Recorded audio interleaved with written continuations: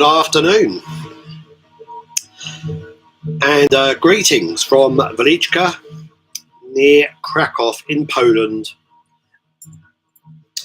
once again. I said before I'm going to try and do more of these, simply because they do generally help the cause, let's say, regarding my releases. Whenever I use this channel to promote them, there's usually at least a kind of ripple of interest, let's say. But I'm not really here to talk about my new releases this time. I'm actually here to go over some other people's releases. I've also said this before, but I prefer writing about other people's releases rather than doing this. But I'm kind of testing the water a little here, and hopefully, I'll maybe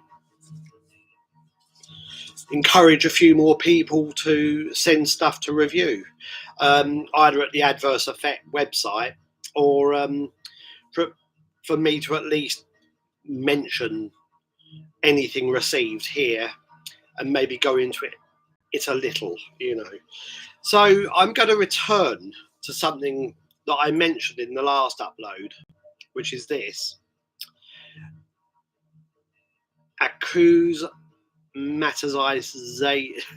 No, I knew I'd have a problem saying this. Acousmatomisation. That's it. Representing this collaborative album by Yin of Reverse Image, and here under her more harsh noise, harsh electronics moniker, Fallen Sun, the Malaysian artist that I've worked with before, with I mentioned this last time, Sacher Pelz, probably mispronouncing it, and I had forgotten what Yin had told me. I'm being perfectly frank here.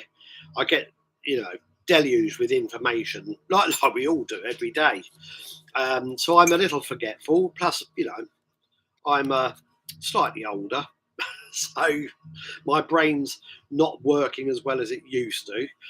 I've always been forgetful anyway, to be honest, but anyway, that's this collaboration: Sacher Pelz, Fallen Sun, and Thomas William Bailey, which I also think is something of a mouthful. But anyway, yeah, this is a nice three-way collaborative album. I'm going to actually refer some notes that I made. It definitely falls in the noise. Most people would put it in the noise category or the noise genre. But there's a lot going on here. It's pretty busy. It basically is a melding of high and low frequencies, and they're put together with like pulses, rhythmic pulses, and what else have I written here? Some babbling electronics, also that sometimes sound a little like kind of a radio being kind of tuned in and out at times. You can hear it sounds almost like voices. I'm sure they're not voices, and I must admit I haven't read the credits completely, or I don't remember the credits completely. I don't think there's any radio in there, no, but that's what it sounds like to me anyway. It's a nice collaboration. It's on attenuation circuit label in collaboration with Grubenwehr. I knew I'd forget the label. Freiburg. And again, I'm probably mispronouncing all of this. Grubenwehr Freiburg. And attenuation circuit. I'm familiar with attenuation circuit. I've got several releases, and I've exchanged packages of releases with I think his name's Sacher. I might be getting that wrong. Might be a Stefan. I don't know. Oh dear, I'm not doing very well here. So, but anyway, nice cover as well. Pretty striking. I think the first 50 copies of this arrived with a box featuring a cassette as well. So yeah, very nice. I've been listening to a lot of this kind of music in the last few days. I will move on to the next one. Richard Ramirez. I've listened to this several times over the last couple of days. That's what it looks like. This is on Freak Animal, the Finland label. And Richard Ramirez has been operating as a solo artist since the early 90s. But I mostly know him. Other people might know more about what he's done, his various collaborations, his other projects, etc. But I mostly know him for his work in Black Leather Jesus, and I think I've only got one album by them. I can't say, I can't say more about that particular project beyond this one album. Now, even at that, I think maybe I've had a few Black Leather Jesus records over the years, but haven't kept it because I don't generally listen to a lot of this kind of music. I have to be honest. I do enjoy some of it. And it's good when it's done well, and this is done very well as well. And it's called Tracking Device. It's a reissue of an album that originally appeared on Freak Animal, the Finland kind of noise label, in 2003. But this is a new reissue. Very nice package as well. It's good. It just makes me smile somewhat seeing the satellite dish or whatever it is. Looks like something for tracking signals in the universe, or the known galaxy, or the known universe. It's making me smile because I think on the new theme album, which should arrive tomorrow, as I do this, I also suggested incorporating something like that on there. So anyway, yeah, there we are.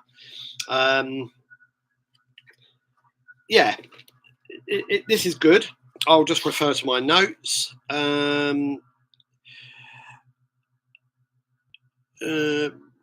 Harsh electronics, tempered.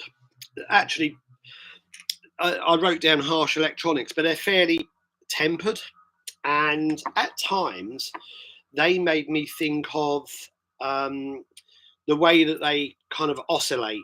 Made me think of a favourite album of mine, actually, by Nurse with Wound, Sault Marie Celeste. I really like that album. And parts of this, again, reminded me of that. Not directly, but they kind of generated a similar feel in the way that the sounds oscillated and moved. Not quite conjuring the ghostly ship feel of Sault Marie Celeste, but heading in that direction at a couple of junctures. Really nice. And yeah, that's a keeper. I was pleasantly surprised by this. I kind of put off playing it for a while because, again, I have to be in the mood for this kind of music, which most people deem noise, which I understand, but you know, it's not easy listening. But I always think there's a little more going on with this kind of music when it's done well, and it's not simply, you know, unlistenable shit. It really isn't.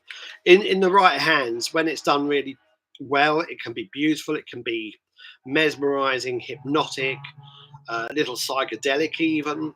And I do see a connection there with my own interest with psychedelia and cosmic music and everything. The way sounds are kind of played around with and fuck with and everything else. Really nice album. So that's on Freak Animal. I'm just seeing if I've overlooked anything there. No, not really.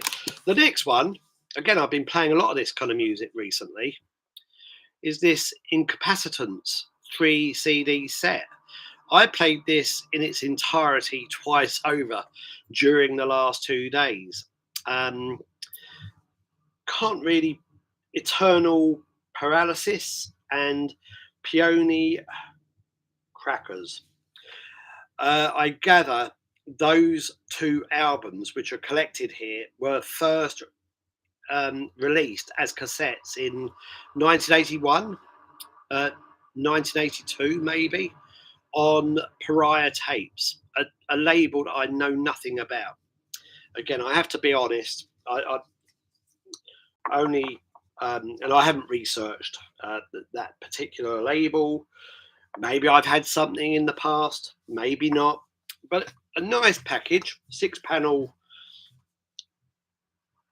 Oh, sorry, 8-panel. Yeah, 6-panel. No, it's an 8-panel package with housing the 3 discs. Beautifully presented. Not much going on with the artwork per se, but quite striking, I would say. And obviously, if you're familiar with so-called Japanese noise, then you will know that Incapacitants are up there with the very best of them. They are up there with Merzbow, Hydrokaidan, Masona, all of these kind of artists. Aube or Alb, I never knew how you pronounce that. Null, all of that stuff, and probably many more besides that I'm overlooking. This again, I'm referring to notes here. It's this is a little different. Again, I want to say something about this. Little different to these two albums in the fact, in the sense that it's got guitar in there, and they use a handmade generator, sort of, that blasts out these kind of tones, but they're fairly measured. And I'll be honest, I wasn't blasting this set out over the last couple of days. I had it at kind of medium volume and mid range, and it almost worked like an ambient, kind of disturbed ambient music, so it worked really well. And what I want to say, really nice set anyway. I'm just again seeing if I've overlooked anything. What did I write? Oscillations and tones from somewhere deep in space. That's what it made me think of. And I've made some notes. I don't generally want to do that, but this just helps me remember certain things that I might not be able to read without my bloody glasses. So, because my writing in my notepad is really big. So there we are. That's on Old Europa Cafe, the Italian label that's also been going for bloody years, and is known as a kind of dark folk, dark ambient, death ambient, noise, post-industrial label. These are the kind of areas that particular label operates in. Don't like everything on the label. Rodolfo, the guy behind that, knows this, and it's the feeling's mutual. I think, because my tastes that I apply to my labels, or the parts of my taste that that my labels reflect, also go into areas that he doesn't like. I can't imagine him listening to alternative TV, for example. But anyway, never mind. We're all different, aren't we? What I want to say, though, is all three of these are remarkably different to one another. And again, I'm not usually in the mood for this kind of music. I have to be in the right headspace, and generally I'm not. Not because I've got any afflictions or anything like that, but just when I'm not working or dealing with family sort of stuff and stuff around the home, I'm trying to write or deal with emails, whatever, and I usually need something less obtrusive. So that's why, that's why, again, my go-to listening, my go-to music is really like Cosmiche and stuff like that. So, and kind of ambient and some song orientated stuff and things like David Bowie and some post-punk stuff or whatever, but nothing too distracting from my trying to deal with what I need to deal with. So I don't often listen to that, but it doesn't mean, I've released some music of this nature, that goes in this direction, including Fallen Sun, and there is another Fallen Sun album on the way. But there's a lot distinguishing each of these releases, and I think it's an area of music that's worth exploring if you like something a little more challenging, or difficult. I don't find it difficult. I just find it a little too distracting if I want to write, and I'm mostly writing either emails, or I'm trying to write something, or I'm trying to promote something. So I don't generally have a lot of time for this. And in late evenings, I'm kind of, as I've said before, in the mood for a book or a film or whatever. So that's how I best relax these days, as a slightly older gentleman.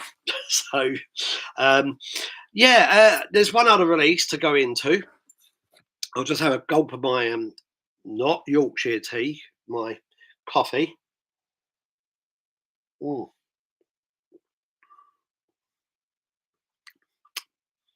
Not the best. I'll put it over there. This next release, I do have a cover somewhere over here. Oh,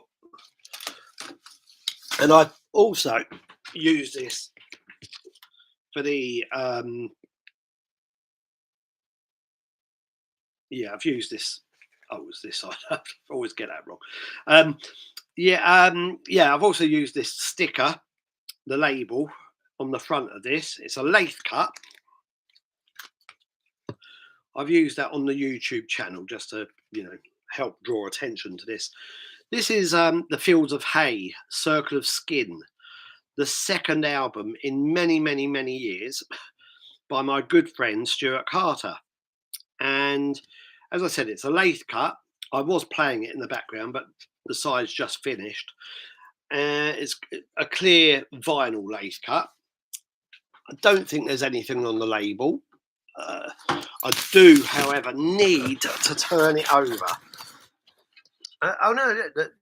Sorry, it's got printed labels. Yeah, it does have printed labels, but I'm not going to, pull it from the turntable because I'm already getting myself into something of a mess here. Fields of Hay. Circle of Skin. Stuart kindly sent me a copy of this, although, you know, I sent him something in return, and limited to 25 lathe cuts. Now, firstly, I'll talk about the music. Both sides last almost 20 minutes, I think. So it's definitely an album. And there are 4 tracks spread over the 2 sides, two tracks per side, and in a way typical of Stuart. And of course, I work with Stuart in theme, and he's also helping with Splintered as well. It's typical that he likes melding tracks together. You know, he likes to sort of create a flow of music that changes and shifts, you know, and moves into different spaces as it develops or whatever. And that's what he's done here.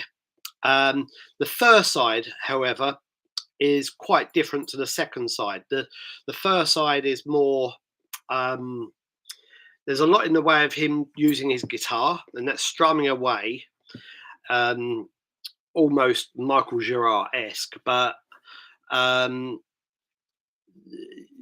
yeah, very, very minimal and repetitive, but it doesn't sound like Michael Girard beyond that. Doesn't really sound like Girard anyway, but that's a point of reference just to help draw you in. Stuart might completely disagree. Kind of psychedelic in nature as well, in feel, very atmospheric, lots of sounds in the background, including collaborator Emma Lynch on vocals, and she's kind of wailing in the background. It's very sort of low in the mix, and it's really effective. It sounds great. I think this album would benefit from being on a CD. So if there are any labels out there, I can't do it because I've just got too much on my plate at the moment, including the new theme album, which arrives tomorrow as I do this. Yeah, if any labels want to, you know, are interested in putting that out, it would sound great on a CD. And I think, although, yeah, again, it sounds biased, but it is fucking biased because Stuart's a good friend. Stuart's a good friend. We go back bloody years, and you know, to the 90s, and even before that, you know, we were in touch back when I was doing Grim Humour. Anyway, yeah, and Grim Humour stopped in '93, but we became better friends in, you know, in the mid to late 90s. Good friend, and because of that, I'm fully aware of the fact that this sounds biased, but I think he's an incredible musician, and yeah, he's very good. He's been perfecting what he's been doing for years, and he's the opposite of me in many ways, because I'm kind of more outspoken, and, you know, I don't mind making a fool of myself, you know, hence my being here. But he's very subdued, and yet he can make, you know, he can create really good, strong, powerful music. You know, that also can be dramatic and noisy at times. And to that end, the second side of this album is also, I hate saying this, but there's a rhythmic feel to the second half that makes me think of Swans. So again, another Girard reference, but it's fair to say Stuart and myself do like Swans, and have done since the early days, you know, since they first hit Britain in the mid 80s. In fact, I would say probably everybody in Splintered is a Swans fan. Maybe not Steve Pittis so much, but everybody else. The original group were connected on Swans and The Cure, I think. So, and I don't think Splintered sound like either. But anyway, yeah, there's definitely that feel in the Fields of Hay. And don't be put off by the name, the Fields of Hay either. It's this is not music for laying down, in a field with glorious sunshine beating down on you, on a late summer's day, late summer's afternoon. It's kind of unsettling. It's a little disturbed, and it's really good. And it again, it draws from psychedelia. Maybe it's fair to say that there's something of a kind of post-industrial influence there. Stuart's also a massive Beatles fan, and we laugh and joke about. He always admonishes me for liking The Cure, and I do likewise for his love of the Beatles, but it's only a little joshing because I have some Beatles records as well, and I know he even saw a Cure tribute group last year, so there we go. Anyway, I think all I'll do to wrap things up, because I was hoping this would be a little shorter than usual. To wrap things up, I will put links to all of the labels below this, and and I'll be back here in due course. I'll also put a link to Adverse Effect. Again, I prefer writing about stuff. I feel more comfortable doing that. So I hope, as a real first attempt at doing this on YouTube, on this channel, it's kind of worked. It probably hasn't. I'm not going to apologize, because you fucking try it. So I still think I'm doing something rather different to other labels by doing this, and I'm going to continue doing it for that reason alone. And lastly, I did an interview, or was it an interview? I had a chat with Mark Perry of ATV, and late last week. So we're in May, the month of May. I did that last Friday, and that conversation is also here on the channel now as well. I think it's a good conversation. Mark Perry is always a good subject. I love talking with him. Very interesting person, very opinionated, which I like. And I hope there will be more sort of similar, more in the way of similar content here in due course. But most of the people I work with are a little nervous of this idea, so they run away, whenever I approach them. Maybe Edward Caspell would be good, but we could just sort of talk about music, what he likes and whatever. Maybe I think he would agree, but I know he's busy, so maybe Michael Cashmore would. I don't know. We will see. Maybe some label people would be interesting to have chats with. We can talk. We can share stories about how difficult it is to run a bloody record label these days. We can talk about all the trials and tribulations attached to that. We can moan. We can have a mutual moaning session. But anyway, on that note, Mark Perry interview is up here on the channel. Adverse Effect website, which I do add content to now and again, is also up and running. And if you've got anything to send, if you're running a label, if you've got a group and you've just done a physical release, I'm not going to review digital content, sorry, no. But if you've got something on vinyl, cassette, or CD, I will happily at least give that a plug here.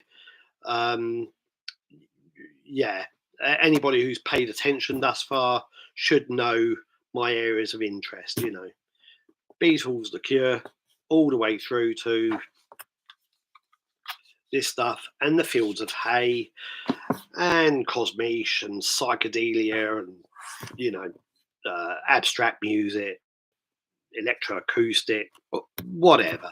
Anyway, thanks for watching and listening. If you've made it this far, I'll be here again sooner rather than later, probably about the theme album. So I might even be here later this week. I don't want to keep saying this, but maybe a few more likes and subscribers would be welcome as well. I don't feel comfortable saying it even, but it just helps get the word out. I understand, algorithms and shit. So I do want to keep doing more of this stuff. So and expanding it. So yeah, liking and subscribing really helps. Thank you very much once again. Goodbye.